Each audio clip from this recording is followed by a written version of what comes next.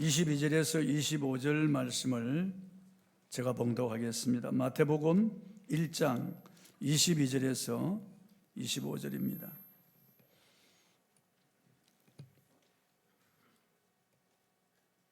이 모든 일이 된 것은 주께서 선지자로 하신 말씀을 이루려 하심이니 이르시되 보라 처녀가 잉태하여 아들을 낳을 것이요 그의 이름은 임마누엘이라 하리라 하셨으니 이를 번역한즉 하나님이 우리와 함께 계시다 함이라. 요셉이 잠에서 깨어 일어나 주의 사자의 분부대로 행하여 그의 아내를 데려왔으나 아들을 낳기까지 동침하지 아니하더니 나음의 이름을 예수라 하니라. 아멘. 임마누엘이 주는 감동이라고 하는 제목으로 오늘 말씀을 선포하겠습니다. 임마누엘은 예수님의 또 다른 이름입니다. 예수님이 이 땅에 태어나기 전 700년 전에 하나님이 이사야를 통해서 지어주신 이름입니다. 이사야 7장 14절에 보라 주께서 친히 너에게 징조로 주실 것이라 처녀가 잉태하여 아들을 낳을 것이요 그 이름을 임마누엘이라 하리라. 임마누는 함께 한다는 뜻이고 엘은 하나님이거든요. 하나님이 함께 한다. 예수님의 또 다른 이름이 임마누엘이에요. 700년 전에 이사야 선지자를 통해서 지어주신 이름, 이사야를 통해서 예언한 처녀가 잉태하여 아들을 낳을 것인데 그 아들이 어떤 신분인지 이사야 9장 6절에 이렇게 말씀하고 있습니다. 이는 한 아기가 우리에게 낳고 한 아들을 우리에게 주신 바 되었는데 그 이름은 기묘자라 모사라 전능하신 하나님이라 영존하시는 아버지라 평강의 왕이라 할 것임이라. 작은 이유로 그 어깨는 정사를 메었고 그 작은 이유로 다윗의 위에 앉아서 그 나라를 굳게 세우고 영원토록 견고하게 하리라고 하는 이 말씀을 주셨는데 그 처녀의 몸에 잉태되어 태어날 임마누엘, 그 아기가 전능하신 하나님이라고요. 영존하시는 아버지와 동등한 분이라고요. 그 아기가 바로 야훼 샬롬 평강의 왕이라고 그 아기의 신분에 대해서 말씀해 주고 있습니다. 오늘은 그 아기가 이 땅에 탄생한 날을 기념해서 우리가 예배를 드리는 크리스마스입니다. 크리스마스는 그리스도에게 경배를 그런 뜻입니다. 그리스도에게 합당한 경배를 그런 뜻입니다. 그래서 메리 크리스마스 그렇게 인사하고 축하하잖아요. 옆에 있는 분들하고 한번 인사하십시다. 메리 크리스마스. 즐거운 성탄이 되세요.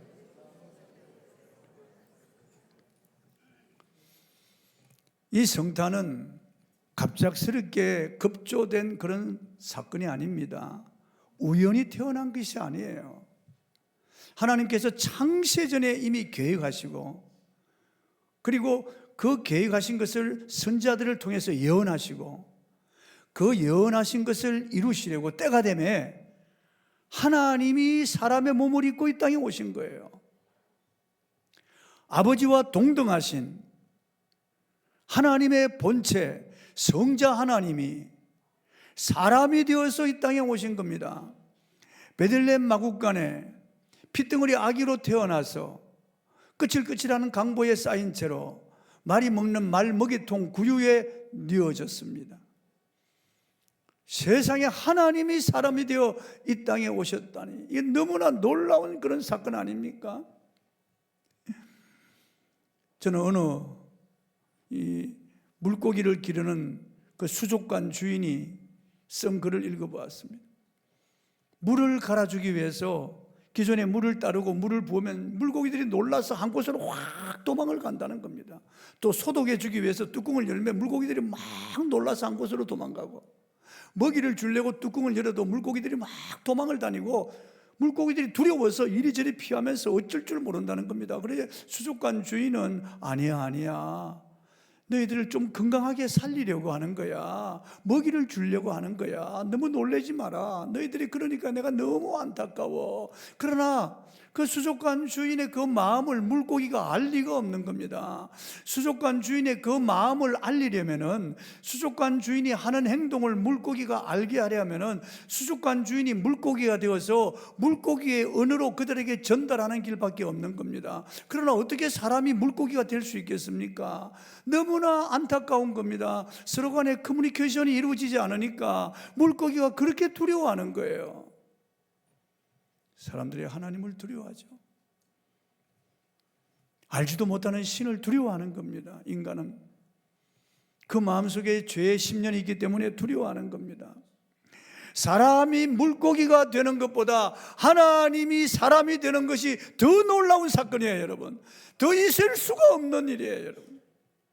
지존하신 하나님, 전능하신 하나님이 사람이 되어서 이 땅에 오셨다니요.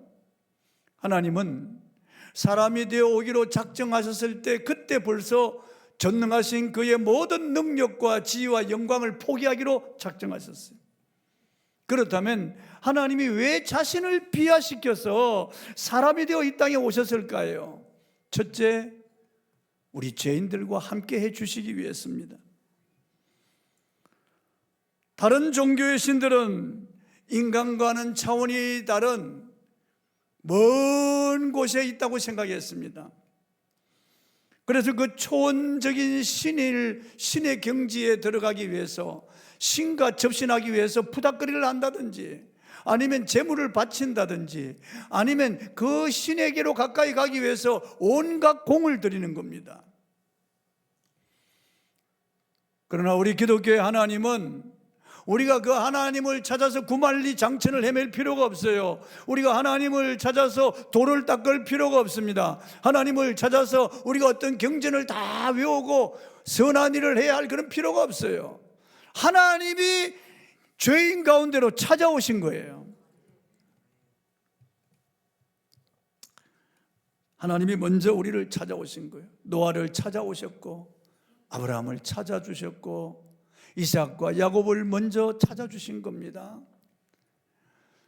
하나님이 시내산에 먼저 찾아주셨습니다. 하나님이 성막 가운데로 찾아주시고, 가나안 땅에는 성전 가운데 하나님이 임재하셨습니다. 하나님은 우리 인간을 끊임없이 찾아오셨어요. 그러나 이스라엘의 역사는 반대로 하나님을 멀리 떠나는 역사예요. 하나님은 가까이 하기 위해서 찾아주시는데 이스라엘 백성들은 하나님을 떠나서 도망을 가는 거예요. 그래서 하나님께서 호소하는 겁니다. 돌아오라고 하는 것이 구약이에요. 하나님께로 돌아오라고 하나님이 호소하고, 선지자들을, 예언자들을 통해서 돌아오기만 하면 된다고 돌아오라고 해도 돌아오지 않는 것이 이스라엘 백성들의 역사입니다. 그런데 하나님께서는 더 이상 하나님이 미룰 수가 없어요. 때가 되니 하나님이 직접 인간이 되어서 이 땅에 오신 거예요. 왜 그렇게 하신 겁니까? 인간이 하나님께로 나아갈 수가 없거든요. 죄인된 인간은 거룩하신 하나님 앞 존전에 설 수가 없어요. 죄인된 인간은 하나님의 영광을 볼 수도 없고, 죄인된 인간은 스스로 구원할 수도 없기 때문에 하나님이 우리와 함께 하시려고, 영원토록 우리와 함께 하시기 위해서 사람이 되어 이 땅에 오신 거예요. 우리를 구원하기 위하여 사람이 되어서 이 땅에 오신 겁니다. 그분이 날 먼저 찾아주신 거예요. 여러분, 목자가 잃은 양을 찾는 겁니다. 양이 목자를 찾는 게 아니에요. 여인이 잃은 드라크마를 찾는 것이지 드라크마가 여인을 찾는 게 아니에요. 아버지가 문설주 기다려서 아들을 기다리고 찾는 것이지 아들이 아버지를 찾는 것이 아니에요. 사랑하는 사람은 함께 있고 싶어 합니다. 사랑하는 사람과 함께 있을 때가 가장 행복할 때예요. 인생에 가장 행복할 때, 사랑하는 사람과 함께 할 때, 여행도 사랑하는 사람과 함께 여행할 때가 가장 좋은 여행입니다. 음식도 사랑하는 사람과 함께 먹을 때 그 음식이 가장 좋은 음식인 거예요. 제 손주들이 3년 반 동안 우리 집에서 함께 생활했습니다. 그 어릴 때 그 품에 안고 그렇게 키우고 했던 그 아이들을 이제 학교 가기 위해서 우리 곁을 떠나는데, 저 인천공항에 가서 배웅하고 돌아오면서 우리 부부가 막 울었습니다. 아이고, 칠칠 맞은 할배라고 할지 모르지만 눈물이 하염없이 흐르는 거예요. 그래서 두 부부가 울면서 왔습니다. 그 집에 들었으니까 애들이 놀던 그런 놀이기구, 장난감 이런 거 보니까 또 눈물이 나고, 애들 책을 보니까 또 눈물이 나는 거예요. 이게 며칠 동안 칠칠맞게 계속해서 눈물이 나는 거예요. 떨어져 갔으니까 너무너무 보고 싶은 거예요. 물론 페이스타임을 통해서 영상통화도 하지만은 그것과는 다르죠. 직접 손잡고 안아주고 볼을 쓰다듬고 입을 맞추고 같이 밥을 먹고 같이 거닐고, 그건 안 되는 거예요. 식당에 가보니까 이런 글이 적혀 있었습니다. 어제도 오시더니 오늘도 오셨군요. 내일도 오시면 얼마나 좋겠어요. 그러나 우리 주님은 왔다 갔다 하시는 분이 아닙니다. 영원토록 나와 함께 하시기 위해서 오신 겁니다. 우리 속에 거하시기 위해서 오신 겁니다. 우리와 한 가족이 되어서 함께 살아주시기 위해서 오신 겁니다. 우리를 위로하시고 격려하시고 우리에게 지혜를 주시고 선한 마음을 주시고 능력을 주시고 우리에게 신령한 은사를 주시기 위해서 오신 것입니다. 우리가 갈 길 몰라 방황할 때 갈 길을 지도하기 위해서 이 땅에 오신 겁니다. 그리스도를 닮아가게 하기 위해서 이 땅에 오신 겁니다. 우리와 영원히 함께 하시는 겁니다. 두세 사람이 내 이름으로 모인 곳에 나도 그들 중에 있느니라. 볼지어다 내가 세상 끝날까지 너희와 항상 함께 있으리라 하시니라. 결코 너를 떠나지 아니하고 너를 버리지 아니하리라. 예수 그리스도는 어제나 오늘이나 영원토록 동일하시니라. 우리와 함께 하시기 위해서. 여러분, 함께 하시는 주님을 찬양하십시다. 내 안에 계시는 거예요. 나와 함께 하시는 거예요. 얼마나 감사한지. 그때 베들레헴 땅에 가서 우리가 경배하고 그 아기를 안아보지는 못했지만은 성령으로 오늘 우리와 함께 하시는 거예요. 우리 추하고 더러운 마국간보다 더 더러운 우리 마음에 주님이 오셔서 우리와 함께 거하시는 거예요. 나와 함께 살아주시는 거예요. 이 얼마나 놀라운 일인지 알 수가 없습니다. 임마누엘, 나와 함께 하시는 거예요. 얼마나 마음이 든든한지 모릅니다, 여러분. 세상 사람들은 죽음에 매여 두려워 떨고 있죠. 죄책감에 떨죠. 세상의 힘든 풍파에 시달려서 괴로워하고 목숨을 끊는 사람들이 부직이 있습니다. 병원마다 얼마나 많은 신음이 있습니까? 얼마나 많은 사람들이 우울해합니까? 답답해합니까? 얼마나 많은 사람들이 고민하고 괴로워하고 문제의 답을 알지 못해서 쓰러져 갑니까? 우리 안에는 이 지존하신 분이 계셔서 우리를 지도해 주시고 우리를 도와주시고 우리를 사랑하시기 때문에 그 사랑을 우리가 알고 나면은 눈물겨운 겁니다. 감사한 겁니다. 그렇다면은 성육신하신 아기 예수를 통해서 우리가 배울 것이 무엇입니까? 첫째, 겸손입니다. 신화에서든 전설에든 많은 이방신들이 나타나는 것을 보면은 강력한 힘을 동반합니다. 보십시오. 포세이돈 같은 거 말이죠. 제우스가 나타날 때도 번개가 치고 구름이 막 굉장합니다. 그런 가운데 나타나는 거죠. 그런 전설 속에 그런 악한 신들을 보면은 대부분 굉음과 함께 번쩍번쩍 불과 함께 지진과 함께 화염 속에서 나타납니다. 그러나 우리 주님은 그렇게 하지 않으셨습니다. 상상하기 힘들겠지만 만물을 만드신 그분께서 작아지고 또 작아져서 마침내 하나의 난세포가 되기까지 작아지는 형태로 오셨습니다. 육안으로 식별이 불가능한 수정란으로 오신 것입니다. 태아가 형성되기까지 세포 분열을 계속해서 마침내 불안에 뜨는 10대 소녀의 태중에서 자라날 난세포로 이 세상에 오셨습니다. 온 우주를 호령하시던 하나님이셨고 천군 천사의 경배를 받으시며 하늘 군대와 제국을 임의로 다스리던 그 하나님이 그렇게 작은 물방울로 오신 겁니다. 그분이 땅에 내려오실 때는 말도 못하고 딱딱한 음식을 못 먹이며 대소변도 못 가리고 어느 10대 소녀의 품을 유일한 피난처로 삼았고 그 소녀에게서 음식과 사랑을 공급받아야 하는 연약한 아기로 오셨습니다. 왜 꼭 그렇게 해야만 될까요? 여러분은 가끔 이 세상 왕이나 대통령이 행차하는 것을 볼 때가 있습니다. 사열대가 쭉 서 있고 그 가운데 지나가면 받들어 총을 하고 말이죠. 팡파르가 막 울려 퍼지는 가운데 대통령이 사열하고, 아니면 왕이 지나갈 때 온갖 치장을 하고 호화로운 복장을 하고 그 뒤를 얼마나 많은 경호원과 신하들이 따라가는지 알 수 없습니다. 그런데 그와 대조적으로 천지를 창조하신 창조주 하나님이 지상 방문할 때 어떠했습니까? 짐승들을 메어놓은 똥 오줌 냄새가 지린내가 나는 그 마국간에 수행원도 없이 피 묻은 알몸으로 오셨습니다. 그가 아기로 오셨을 때 그 하늘의 왕을 뉘을 곳이 없어서 말이 먹는 말먹이통, 그곳에 끝질끝질한 강보로 싸서 그거에 뉘어두었습니다. 이런 하나님의 지상 방문을 통해서 우리가 배워야 할 것은 끝없이 낮아지는 겁니다. 겸손입니다. 여러분, 주님은 자기를 완전히 비웠습니다. 낮아지고 또 낮아지셨습니다. 그러므로 우리도 겸손을 배워야 됩니다. 우리의 왕이신 아기 예수께 우리는 겸손을 배워야 되는 거예요. 비하하라고 하는 거 아닙니다. 비굴해지라고 하는 거 아닙니다. 정말 중심으로 겸손해야 됩니다. 하나님은 교만한 자를 물리치고 겸손한 자에게 은혜를 베푸십니다. 하나님은 교만한 자를 대적하시고 이 겸손한 자를 맞아들이십니다. 교만은 약이 없습니다. 하나님이 가장 미워하는 죄가 이 교만죄입니다. 교회 안에서도 이 교만에 물든 사람들이 있습니다. 그건 그리스도의 백성이 아닌 겁니다. 교회 안에서 소리 높이고요, 자기 주장을 그냥 관철대자면 소리 높이고, 그리고 사는 사람들을 무시하고 자기 자랑하고 우쭐거리고 교만한 말을 하는 그런 사람들, 교만한 행동을 하는 사람들이 교회 안에 있습니다. 그리스도의 백성이 아닙니다. 그렇다면 그리스도의 백성이 아닙니다. 인간은 조금 자랑할 것이 있으면 자랑합니다. 조금이라도 내세울 것이 있으면 교만의 끈덕지가 올라옵니다. 우리 인간은 뱀 대가리처럼 올라오는 거예요. 교만이에요. 이 죄성이 있는 인간이 그렇습니다, 여러분. 그러나 보십시오, 창조주께서 얼마나 겸손해지셨나요? 얼마나 낮아지셨나요?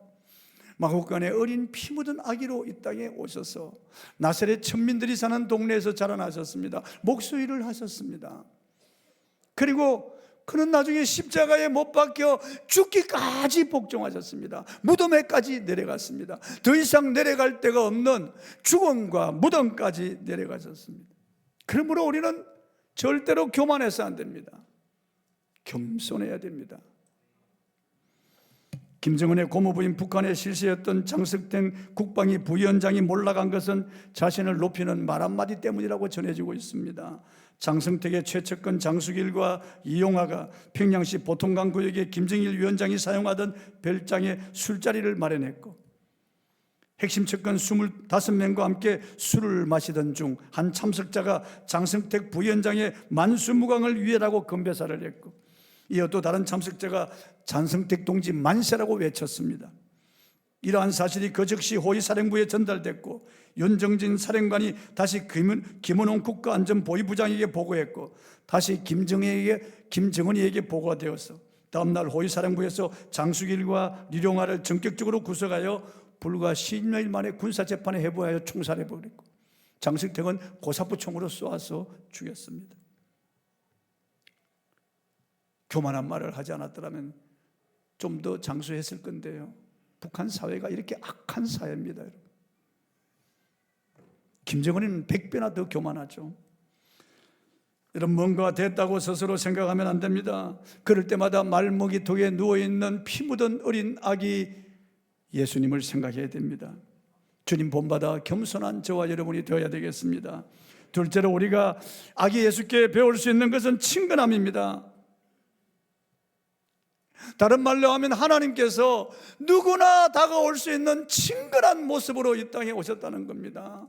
그래서 이방인 동방 박사들도 와서 경배할 수 있었고, 목동들도 와서 경배할 수 있었습니다. 창녀들도 세리들도 온갖 죄인들이 예수님 가까이 올 수 있었던 것은 예수님이 이렇게 친근한 모습으로 오셨기 때문입니다. 어린 아기로 이 땅에 오셔서 누구나 만질 수 있고 안을 수 있고, 어린 아기의 천진난만한 눈망울을 보고 어린 아기의 그 숨소리 살냄새를 누구나 맡을 수 있잖아요. 누구나 어린 아기에게 다가갈 수 있잖아요. 예수님이 그런 모습으로 오셔서 모든 사람을 환영한다는 거예요. 모든 사람을 가까이 하기를 원한다는 겁니다. 어떤 종교의 신이든 가까이 접근할 수 없어요. 힌두교의 신은요, 온갖 재물을 다 바쳐서 나아갑니다. 그래도 그들은 확신이 없어요.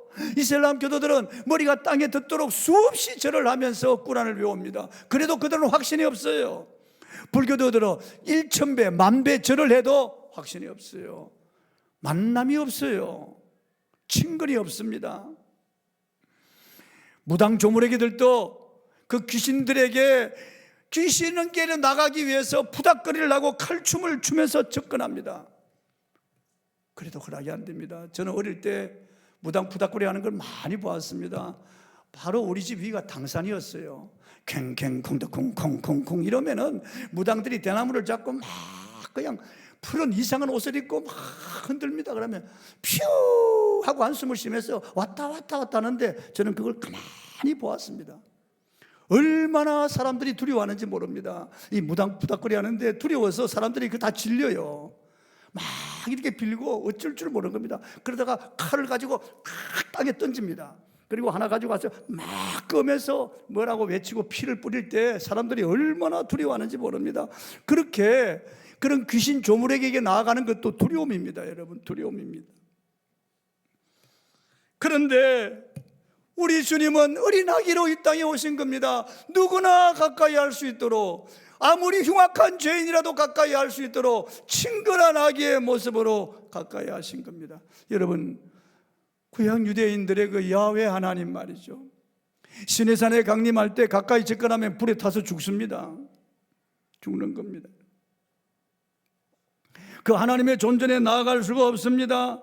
언약궤를 잘못 만지면 죽는 겁니다. 지성소에 잘못 들어가면 죽습니다. 그래서 어린 유대인들은 어릴 때부터 그런 이야기를 듣고 자라기 때문에 하나님에 대한 두려움이 그들 마음속에 있었습니다. 그런데 그 하나님이 말구의 연약한 아기의 모습으로 우리를 찾아오신 겁니다. 사지를 옹그린 채 옹알이하는 모습으로 우리에게 찾아온 겁니다. 어린 아기를 무서워할 사람이 어디 있어요?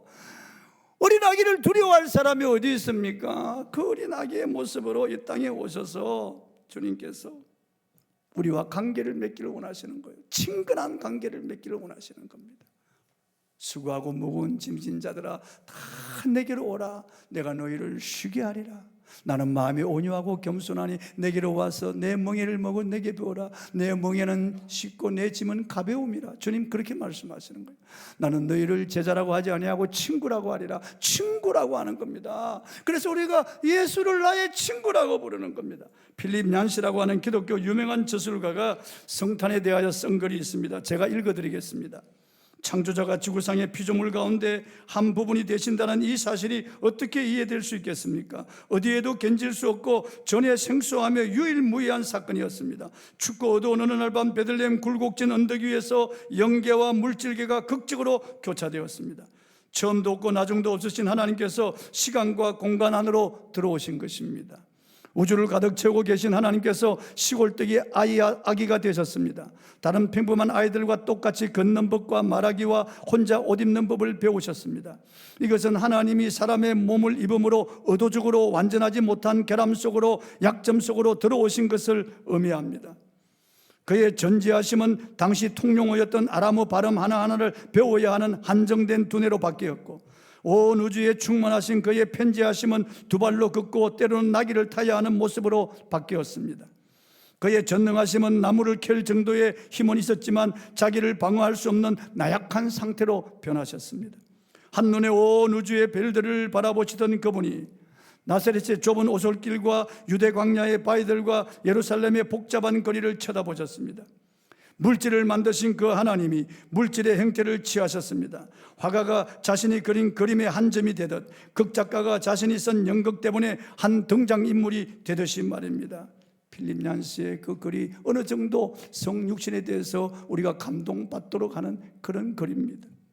사람은 하나님이 될 수 없지만 하나님은 사람이 되실 수 있습니다. 세 번째, 성육신하신 아기는 하나님의 사랑을 우리에게 보여주시는 거예요. 임마누엘.